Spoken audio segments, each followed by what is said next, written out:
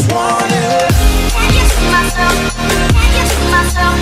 Can you see myself?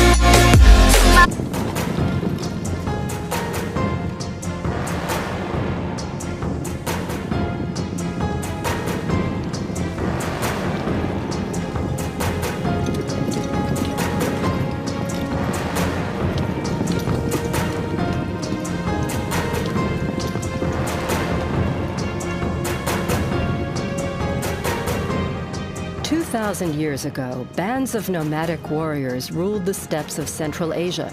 They were known as the Xiongnu.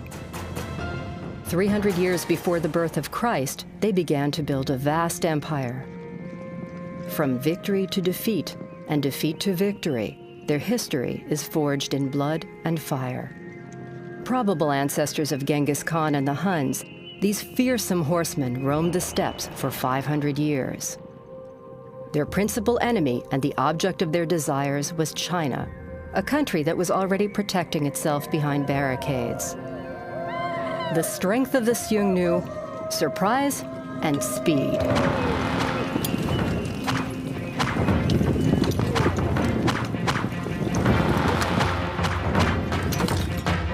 To protect themselves against Xiongnu attacks, the Chinese built great lines of defense 2,500 miles long. The start of China's Great Wall sometimes kept out the Xiongnu, but when they managed to slip through, pillage, rape, and terror reigned. To unearth traces of Xiongnu history, one must travel to Mongolia. First stop, Ulaanbaatar, the capital.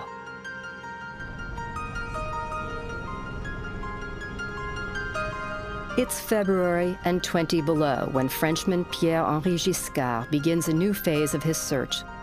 For the past 8 years, he's been looking for signs of the Xiongnu in Mongolia. Today, he has a meeting at the Institute of History. Ulaanbaatar is a young capital. It was founded in 1950 and is home to 700,000 people, a quarter of the country's population.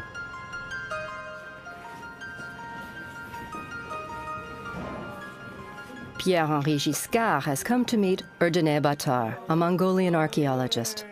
For several years, they've worked together on sites from the Xiongnu period. When you are in Mongolia? Yesterday. The two men have become close friends. Erdene Baatar is eager to show his colleague the gem he's just dug out of the archives. It's a file that dates from 1957 and 1958. A Mongolian archaeologist by the name of Dorsaeren conscientiously recorded the research he did on a Xiongnu necropolis, or ancient cemetery. Dorsaeren, as seen in these photographs, seems like an explorer from another age. The discovery of an exceptional site, a Xiongnu burial ground, left its mark on his destiny. For 2 consecutive summers, he and a team of local workers explored an immense tomb. That dig would be his major accomplishment as an archaeologist. Walking is 57. During the final year, the site collapsed one night, and the unstable terrain and fragile walls swallowed up his efforts. Without sufficient funding, Dorsaeren was forced to abandon the dig.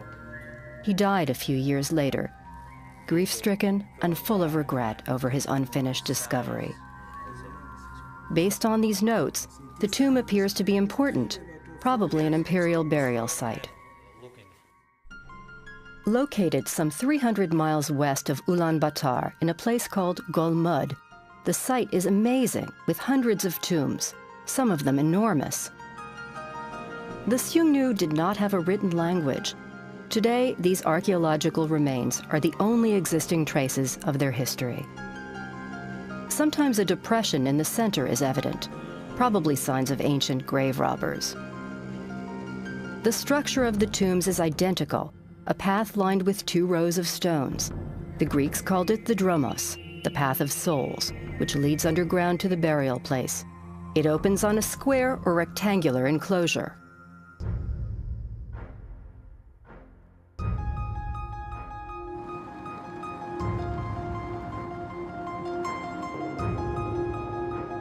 4 months later, in June, the harsh Mongolian winter has given way to spring, and Pierre-Henri Giscard and Erdene Bataar have mounted a new expedition to pursue the treasure that had once eluded Dorsaran.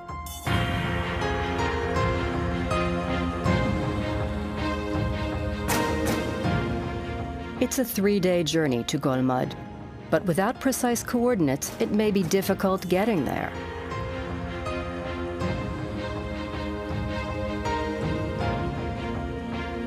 Unexpected obstacles sometimes appear on the trail. It's impossible to venture across this old wooden bridge. It will mean a 60-mile detour to cross the Orkhon, the sacred river of the Mongolians.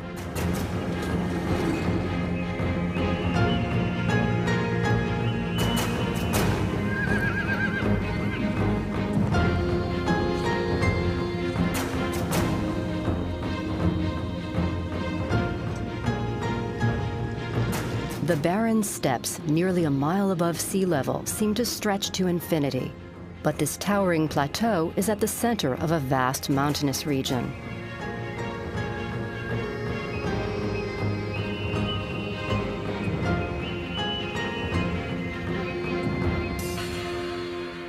As one approaches the site, the landscape is softened by lush hills covered with larch trees.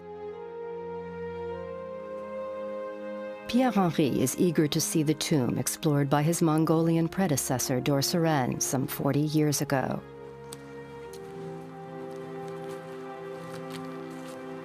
The sight of it is even more astonishing than he'd imagined. The tomb is indeed immense. Trees have grown at the heart of the site, on the rubble from Dorsaran's ill-fated dig. It's an emotional moment for Pierre-Henri.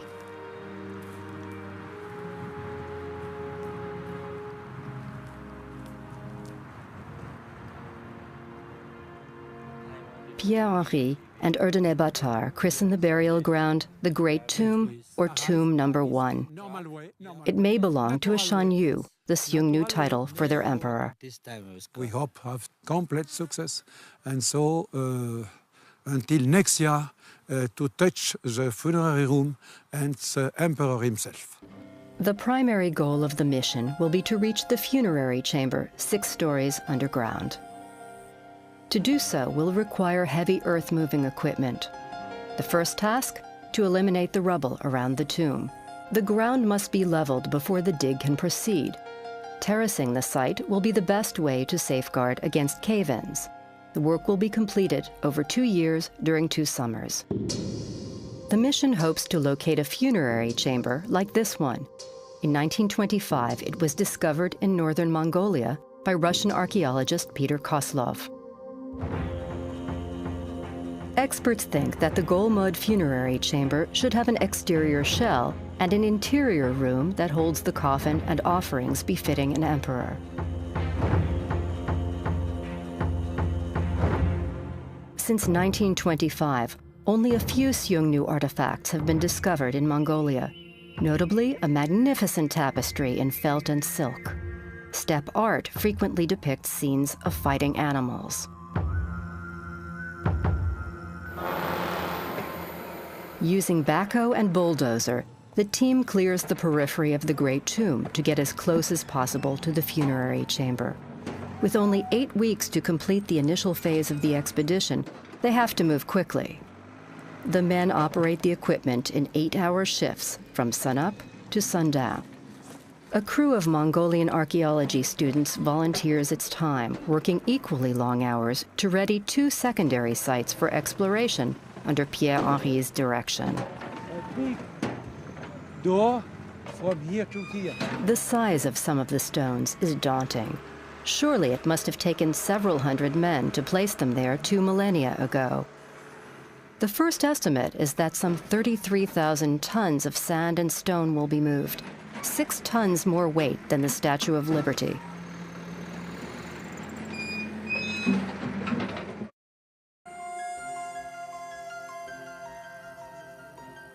The team will stay in wooden cabins and yurts built expressly for the expedition. One of the rooms will serve as a laboratory.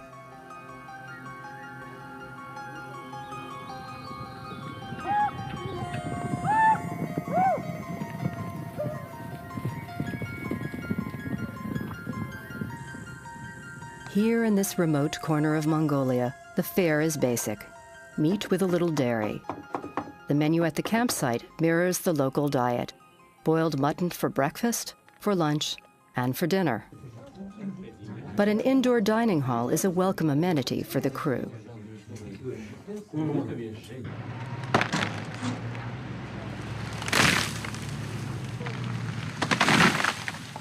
The local government has granted the team special permission to remove trees surrounding the tomb.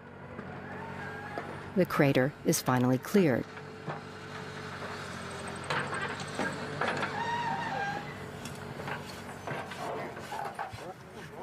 Now the Franco-Mongolian crew must dig a trench they know will soon lead them to the tomb's entrance. Century after century, sand has covered all traces of the dromos, the path leading to the ancient burial site. The west wall of the dromos is now completely revealed. Nearly half the length of a football field, its height gradually increases. Pierre-Henri admires the ancient workmanship. Oui, on a un mur bien appareillé qui fait d'abord 2 niveaux superposés de pierre et puis 3 niveaux. Et puis à l'extrémité, on en est à 5 ou 6 niveaux là-bas. Mais on n'a pas fini de dégager. Pierre-Henri has been awaiting the arrival of Jean-Paul Desroches, director of this archaeological mission. Bienvenue! Merci beaucoup. Desroches is also the head curator at the Guimet Museum of Asian Arts in Paris. Despite 30 hours of travel, he's not too tired for a progress report on the dig. And I joined French. He's encouraged by what he sees, a site grand enough to house an ancient Xiongnu emperor. C'est impressionnant. C'est impressionnant parce qu'il y a Jean-Jacques. il y a un travail immense. Xian Shanyu, c'est-à-dire un empereur des Xiongnu, s'il est quelque part, il est là.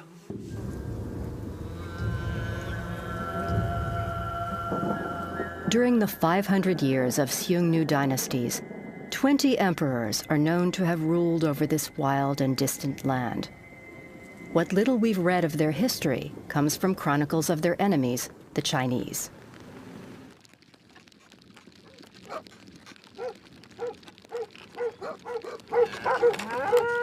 The Sarach family has raised livestock in Golmud for several generations.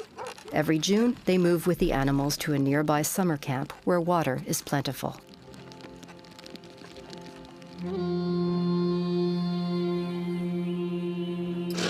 Sarach is the head of a 30-member clan. Here on the steppe, they lead self-sufficient lives remarkably similar to their nomadic ancestors, the Xiongnu.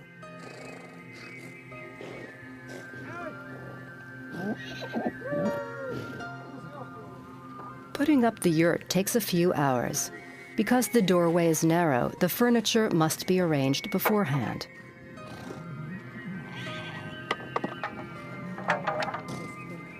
As with all nomadic families, the women of the Sarach clan are responsible for the essential task of milking the animals, including mares and yaks. The circular crown on the roof is called a tunu. It's a sacred object of shamanistic origin that symbolizes family unity.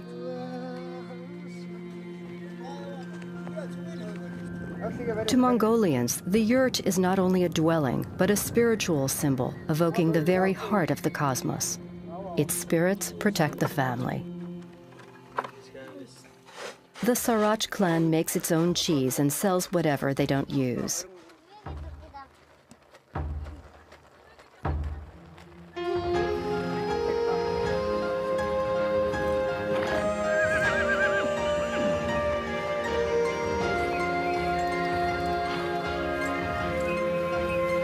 A month into the expedition, several thousand cubic feet of rock and sand have been cleared from the Xiongnu tomb.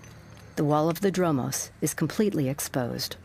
The archaeologists now know the precise dimensions of the ancient Path of Souls, some 5 yards wide at the start, 27 yards wide at the tomb's entrance. The size of the dromos reflects the importance of the dead. It's almost certainly an imperial gravesite. Very interesting. Qu'est-ce qu'il est beau ce mur. Et on ne le voyait même pas. On ne savait pas si on aurait ce tournant. On a ce tournant, on va trouver l'autre ici et l'autre là-bas. C'est formidable. Ça, c'est tout à fait inattendu, c'est merveilleux. Très bon. Et on aura la dimension du monument. Ah, c'est une chance.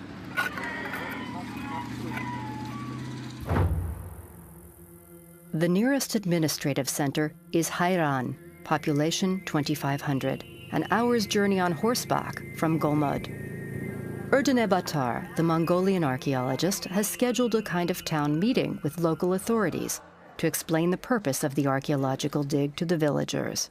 За өнөөдөр бидний судлах гэж энд ирсэн гол модны хүнүүгийн дурсгал болвол одоогоос 2500-аас 2000-ад оны өмнө энэ одоогийн Монгол нутагт амьдарч байсан эртний хүннүү улсуудын түүхэнд холбогдох. За тухайлбал тэдгээр хүмүүсийн On the steppe, rumors travel quickly. Tradition is deeply rooted, and locals fear that archaeologists may be disturbing the souls of those whom they consider their ancestors. They want to know what may be found in the Seungnu tombs, hidden treasure as legend has it, or perhaps a caravan of 100 camels rumored to be buried with its cargo.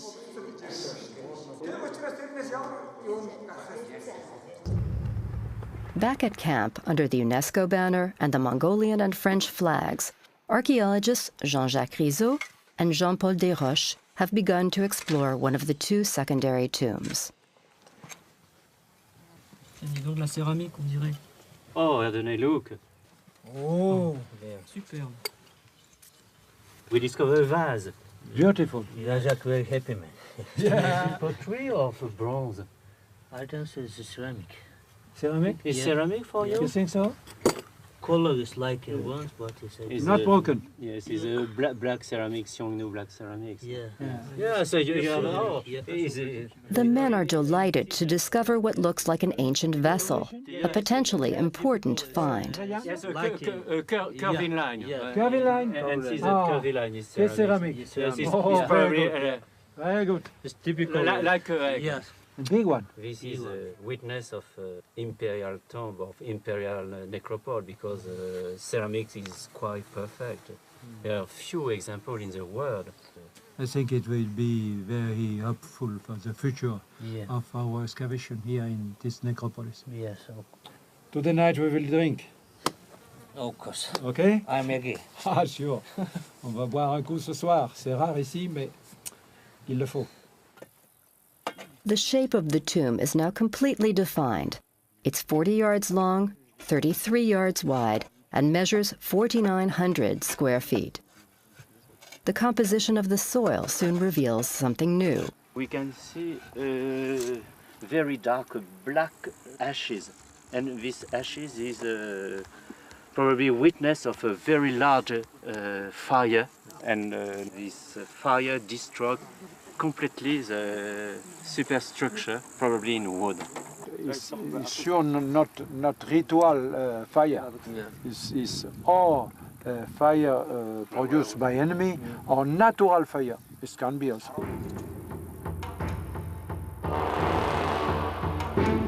According to the evidence collected by the archaeologists, the dromos, or Path of Souls, was partially covered by a timber roof and led to a shrine at the center of the tomb. Enemies of the Seungnu may have set the tombs on fire to destroy the symbols of their power.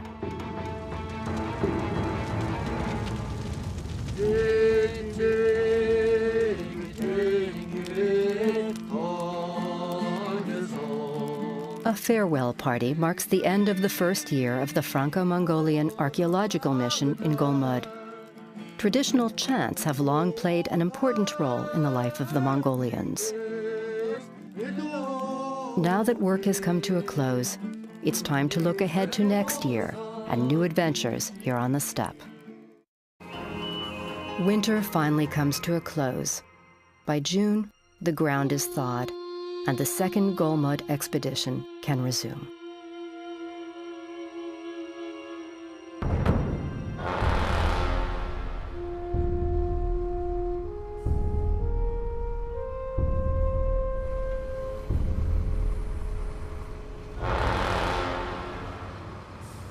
This time, the team is thinking big. They've managed to bring in some of the most powerful earth-moving equipment in the country to excavate the Great Tomb. They think it's the burial site of a Shan Yu, one of the Xiongnu's 20 emperors. The archaeologists have marked the perimeter. The crew is now complete. Denis Roland, a public works engineer from France, has also joined the team.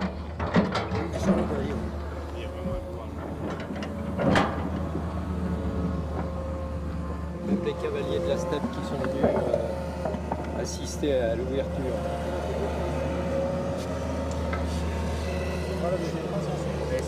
Rarely is an archaeological dig site this big.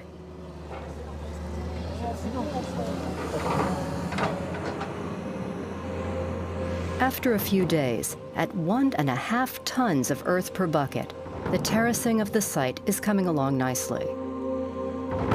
The archaeologists have estimated that the roof of the funerary chamber lies 50 feet underground.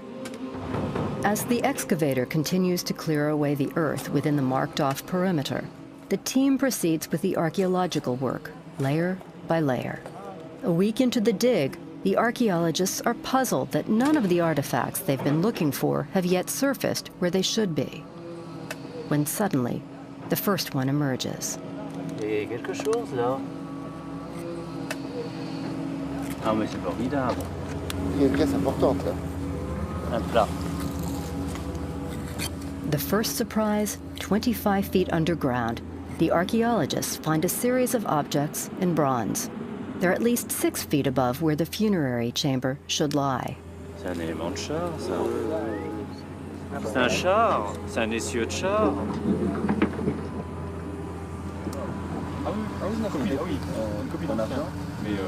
C'est de l'armement. Hein. C'est de l'armement. C'est des éléments d'armement. Oui. On a des pièces uniques. Ben, il est lourd. The first piece is important because of its size, according to Georges Vasquez, the expedition's restoration expert. It's a good omen that more treasures may lie in the funerary chamber still buried below. In a small secondary tomb, the discovery of bronze scales from a suit of armor tells Erdene Batar that the deceased was a soldier. With an ingenious overlapping pattern, they look much like fish scales. The Xiongnu armor was undoubtedly inspired by the breastplates of their enemy, the Chinese army. Foot soldiers, archers, horsemen, the Phantom Army 8,000 strong stands eternal guard over the legendary Chinese emperor, Qin Shi Huangdi. It is said that some 700,000 people helped build his massive tomb. Qin Shi Huangdi, visionary tyrant and the Xiongnu's worst enemy. Frozen in time, each soldier's face is unique. Thanks to his living army, it would take China's first emperor only 10 years to annex 6 great states.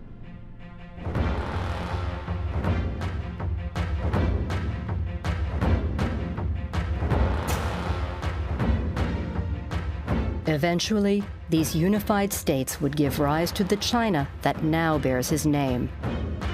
The price of unification, 2 million dead out of a total population of 30 million at the time.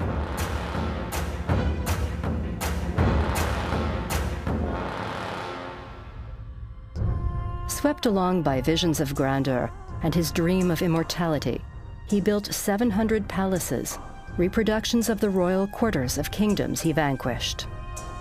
The Xiongnu were also driven to possess this wealth.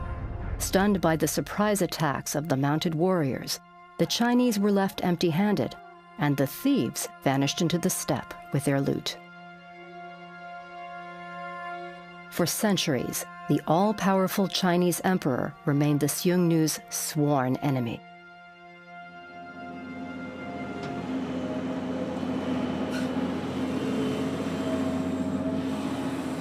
New discoveries at the Golmud site confirm that the first artifacts were indeed part of a chariot. What remain are a number of smaller pieces of bronze and cast iron. The nomads were skilled in the art of metallurgy.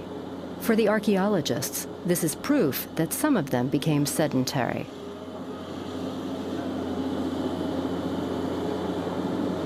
Alors, pillage ou pas pillage? Oh, c'est, je pense, du pillage. Hein. Regarde, cette pièce en fer passe sous cette grosse pierre. Tu vois, c'est pas du tout en place. Les objets sont dans tous les sens. From here on, the crew lives in suspense. Will they learn for sure whether the tomb has been pillaged?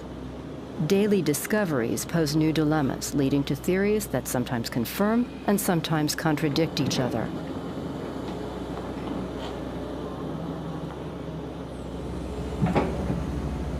The members of the crew work in shifts to supervise the terracing of the burial site as the excavator moves closer to the tomb. Suddenly, a new artifact appears.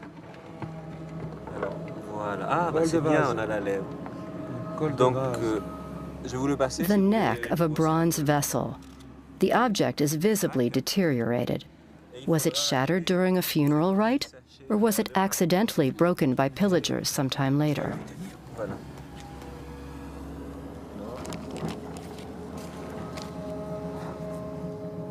Oh là là, les coups qu'il a pris.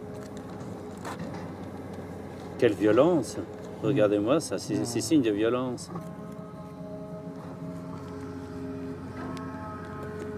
Et c'est toujours les mêmes embouts. Hein. Les embouts de longeant. Oui, c'est vraiment les mêmes. De la plateforme du char. On pourrait avoir un char parce qu'on a des décorations de absolument tout est le même style. Oui.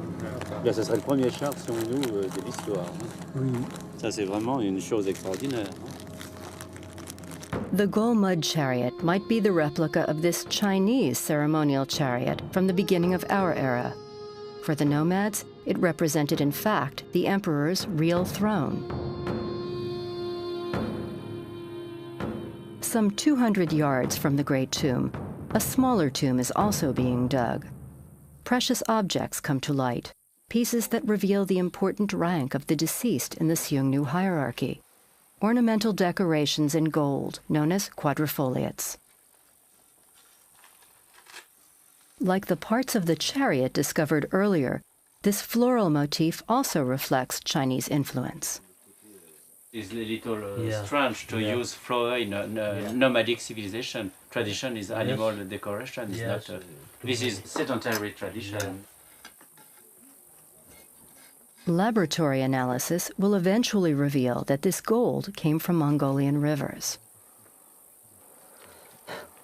That this tomb contains only 10 floral artifacts in gold clear proof that it was pillaged. If it's not, there would have been many more, several dozen at least. Quadrifoliates covered the walls of the funerary chamber. Gold-encrusted surfaces colored cinnabar red, the symbol of blood and life.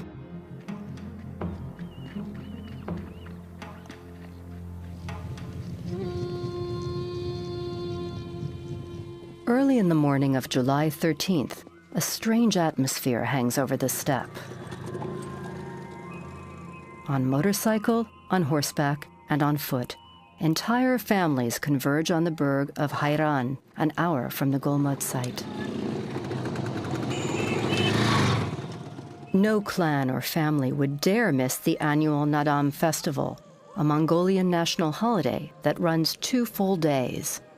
No one works during Naadam, so the archaeological crew takes a break from the dig to share this festive occasion with the locals.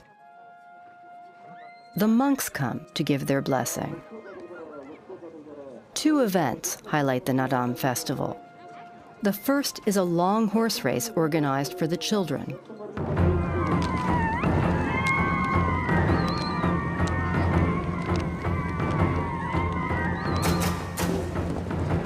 More than a sporting event, the race is a kind of initiation rite for the passage into adolescence.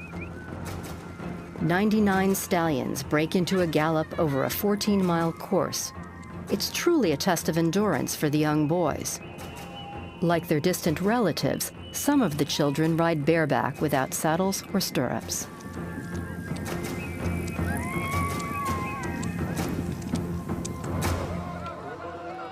The second highlight of the Naadam is a Mongolian wrestling tournament, a precursor of Japanese sumo wrestling. Before the fight, the wrestlers perform a ritualistic dance, the dance of the eagle. The loser is the first who falls to the ground.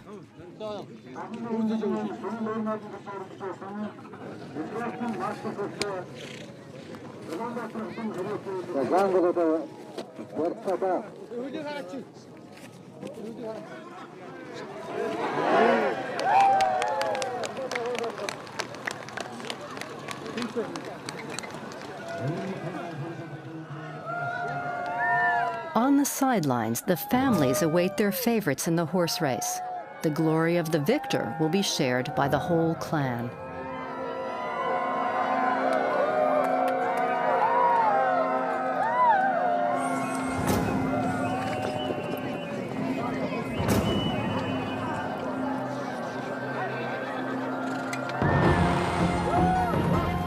The young riders have honored their ancestors well. Now they too will proudly bear the title, Horsemen of the Steppes.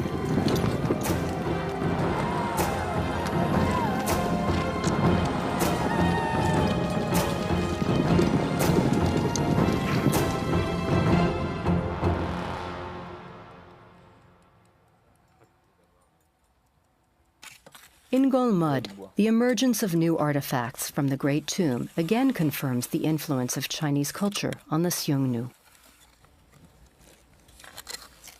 Vous avez vu le masque sur le bassin, derrière? Derrière, là. Il y a un masque de glouton, de taotier. Il est superbe. Hein? Ouais. Je ne sais pas s'il y a d'autres images Xiongnu comme ça. Hein? The glutton is a familiar figure to the Chinese. Called taotier, the glutton is an imaginary beast found on the ringed handles of the bronze vessels and on religious ornaments. Non, mais ils ont de vrais professionnels pour faire ça. Les yeux en amande, 3 niveaux, la pupille en relief. Ça, c'est bizarre. La manière dont ils les ont terminés. Oui. C'est fondu avec, oui. Je suis sûr, là, on a... C'est une forme chinoise quand même, regardez-moi ça. L'oxydation est magnifique. C'est une belle pièce. Another discovery is reassuring to the archaeologists and seems to confirm an important burial rite. Miroir chinois. C'est un extraordinaire miroir. Énorme, énorme. Énorme miroir. It's more 25 centimeters.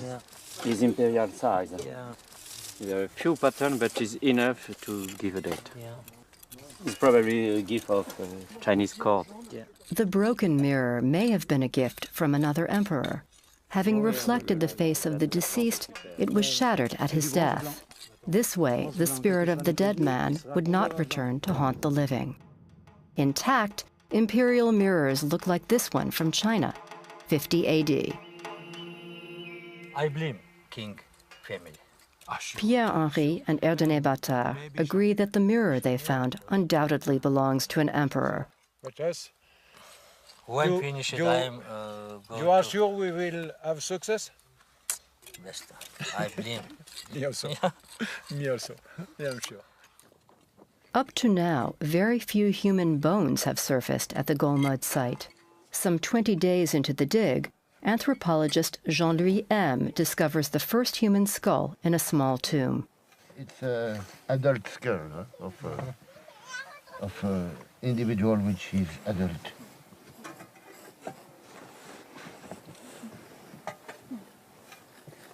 Even if the skull is incomplete, these remains provide the anthropologist with precious information on this individual. This is typically Mongoloid skull. Typical Mongoloid? Yes, no problem. With a flat face here. And I have this part which is called the Nasion, which is conservated. The teeth are in a good condition, Yeah. Except one carie, a carie here. But the rest is quite all right. A tibia taken from the same tomb will furnish additional details about the deceased.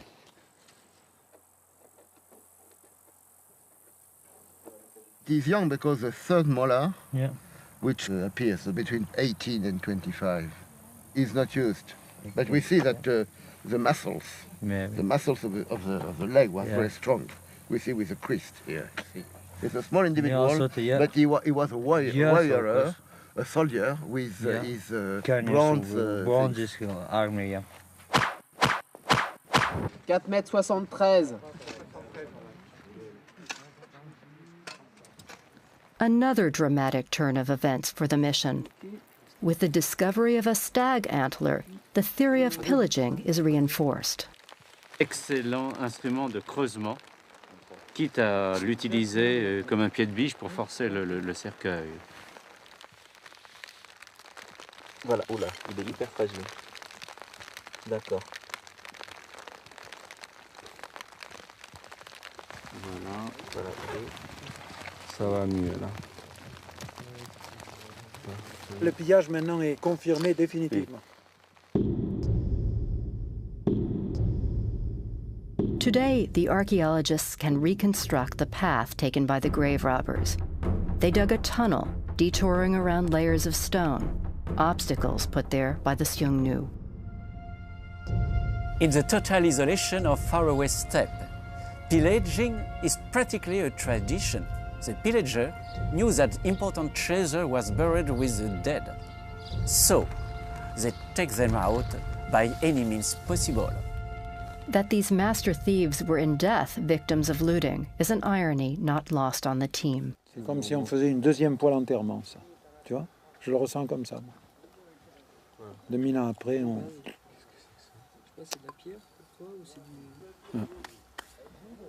Still, the men are shaken. Qu'est-ce qu'on peut faire? Rien? Merci. Voilà. C'est un peu triste, mais enfin, il y a encore de l'espoir pour demain. Jean-Jacques, oui, tant que vous êtes là. Demain.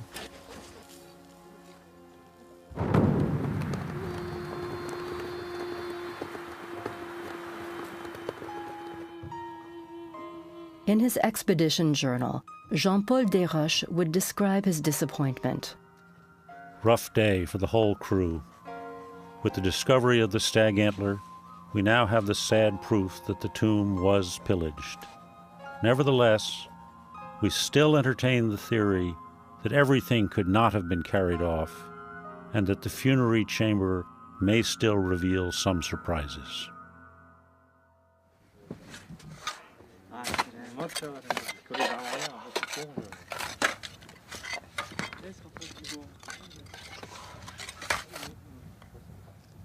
At the bottom of the pit, the space has become too narrow to work safely. The excavator must be used one last time to clear away sand and stones piled precariously close to the funerary chamber. The machine heads down a narrow terrace.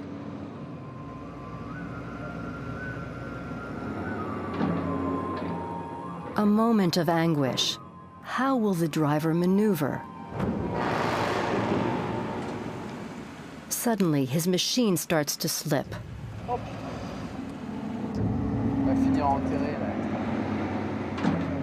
At any moment, it could crush the funerary chamber.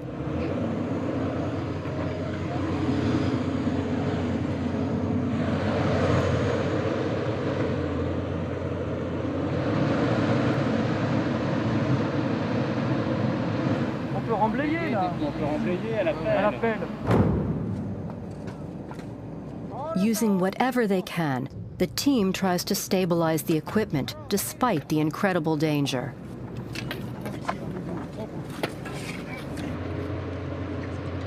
If they don't take the risk, 2 years of work will be for naught.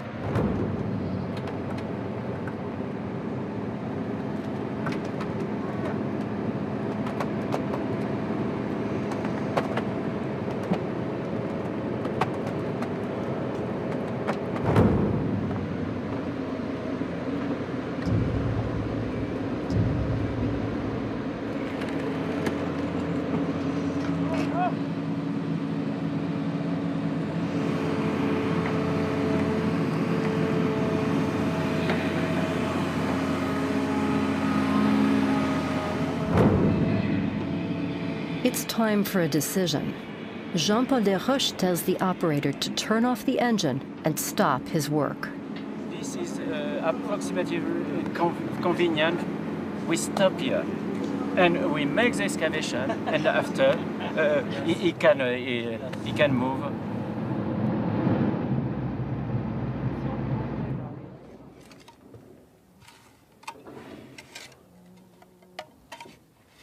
The conditions of the dig have become surreal, with a 22-ton sword of Damocles hanging over their heads.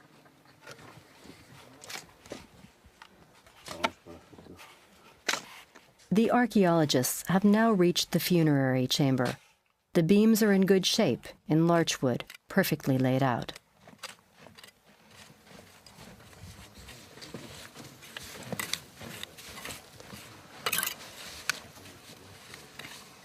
Regardez-moi ça.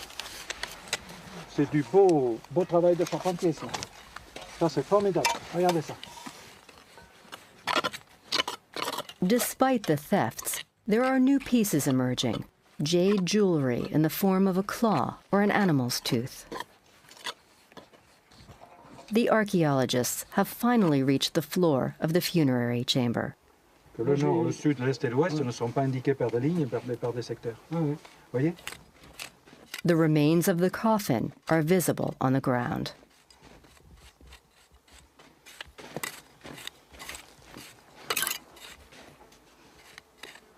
Although the tomb appeared to have no further secrets to reveal, the men discover more golden quadrifoliates of spectacular size.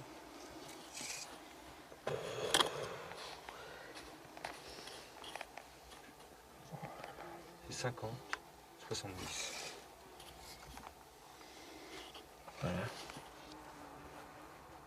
Voilà, une belle pièce en or qui est en train de sortir là. Voilà. These remnants of the past suggest what might have been discovered if the Great Tomb hadn't been pillaged. Jean-Paul Desroches speculates about who may have been responsible. There are two theories. The Xiongnu, who helped bury the emperor, knew how to enter the funeral chamber. It is possible that they did it.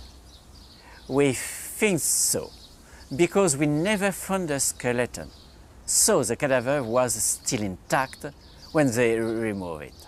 Another theory is that those who came after the Xiongnu burned the superstructure and pillaged the tomb. So they destroyed the symbol of the previous dynasty.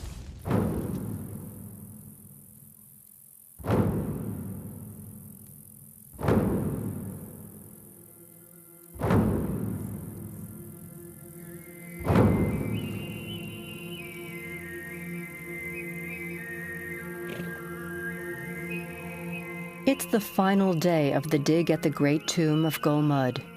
It was here 2,000 years ago that the Xiongnu buried their emperor 55 feet underground.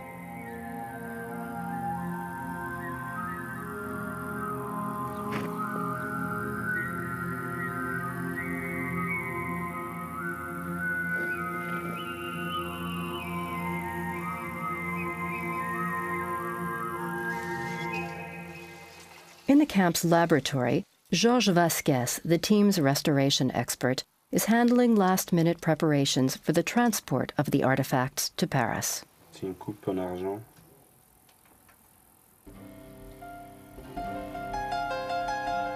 After their restoration, most of the objects will be exhibited at the National Museum of Ulaanbaatar.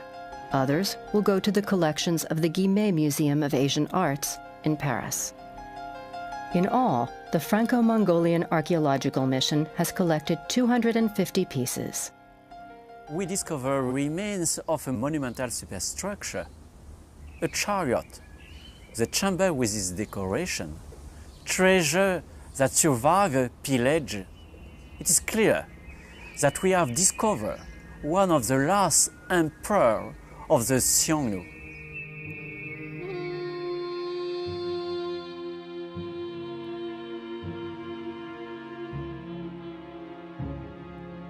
Over the next few years, the Franco-Mongolian team will try to unravel more secrets in Golmud. this faraway city of the dead as their quest continues.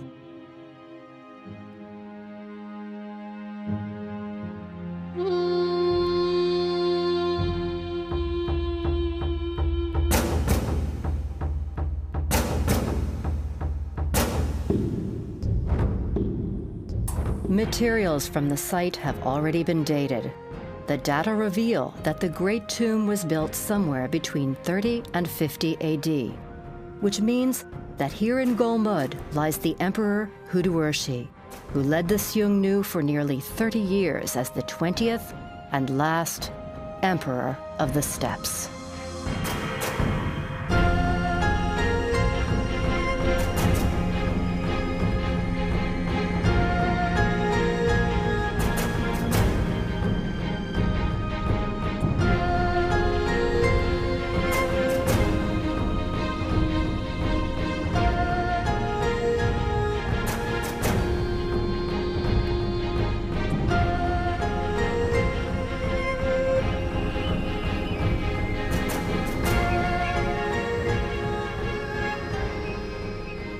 And the Huns, these fearsome horsemen roamed the steppes for 500 years. Their principal enemy and the object of their desires was China, a country that was already protecting itself behind barricades. The strength of the Xiongnu, surprise and speed.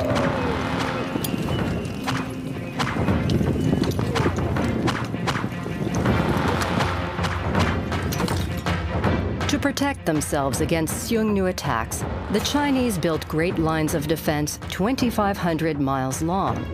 The start of China's Great Wall sometimes kept out the Xiongnu, but when they managed to slip through, pillage, rape, and terror reigned. To unearth traces of Xiongnu history, one must travel to Mongolia. First stop, Ulaanbaatar, and the unstable terrain and fragile walls swallowed up his efforts. Without sufficient funding, Dorsaeren was forced to abandon the dig. He died a few years later, grief-stricken and full of regret over his unfinished discovery. Based on these notes, the tomb appears to be important, probably an imperial burial site. Located some 300 miles west of Ulaanbaatar in a place called Golmud, the site is amazing with hundreds of tombs, some of them enormous. The Xiongnu did not have a written language. Today, these archaeological remains are the only existing traces of their history. Sometimes a depression in the center is evident, probably signs of ancient grave robbers. The structure of the tombs is identical. I just wanna. Can you see myself? Can you see myself? Can you see myself?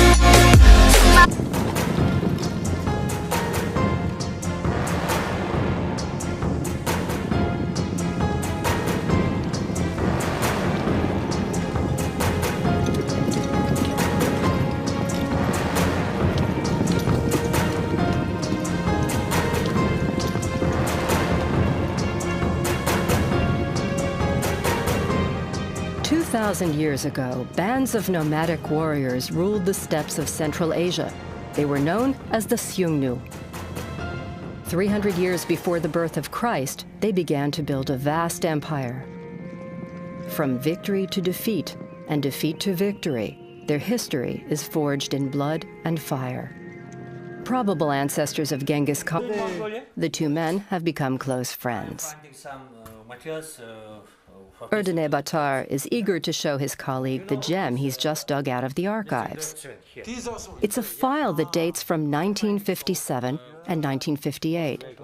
A Mongolian archaeologist by the name of Dorsaeren conscientiously recorded the research he did on a Xiongnu necropolis, or ancient cemetery. Dorsaeren, as seen in these photographs, seems like an explorer from another age. The discovery of an exceptional site, a Xiongnu burial ground, left its mark on his destiny. For 2 consecutive summers, he and a team of local workers explored an immense tomb. That dig would be his major accomplishment as an archaeologist. Walking. 57. During the final year, the site collapsed one night, the capital.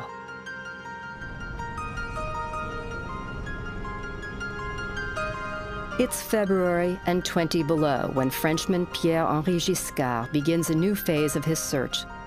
For the past 8 years, he's been looking for signs of the Xiongnu in Mongolia. Today, he has a meeting at the Institute of History.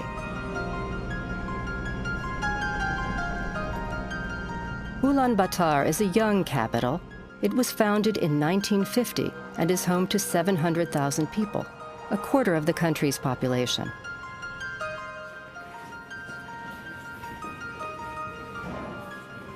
Pierre-Henri Giscard has come to meet Erdene Baatar, a Mongolian archaeologist. For several years, they've worked together on sites from the Xiongnu period. When you arrived, Mongolia? Hey. Yeah, yesterday.